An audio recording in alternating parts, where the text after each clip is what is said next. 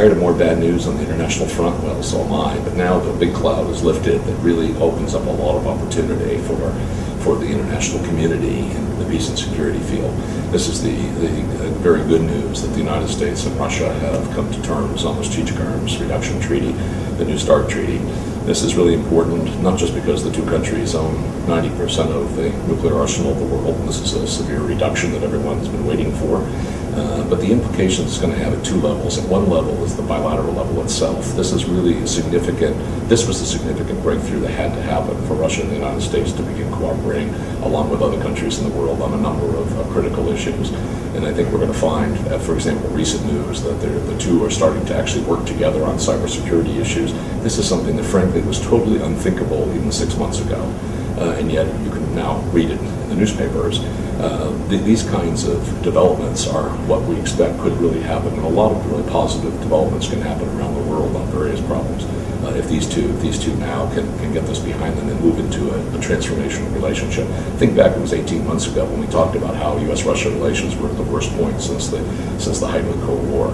So that just shows you how fast things can turn if there's the political will to actually do it. The second reason why it's so important is because the next 2-3 months are absolutely the most critical on proliferation of nuclear weapons. First of all, we have in 2 weeks in April in Washington 50 world leaders heads of state coming to meet on nuclear safety. That meeting will have a lot more productive, practical results as a result of the START agreement having been agreed to than if it was still in limbo. The second is what happens in May in Vienna when every 5 years the countries of the world come together for the Nuclear Proliferation Treaty Review.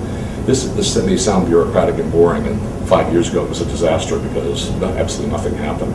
We are on the verge today in the world of going from two handfuls of nuclear powers to many more. And the danger of the proliferation of nuclear weapons in response possibly to if Iran were to gain weapons or for other reasons, we really are in a difficult moment here about proliferation. And without the START treaty being signed, believe me, nothing would have happened in Vienna in May.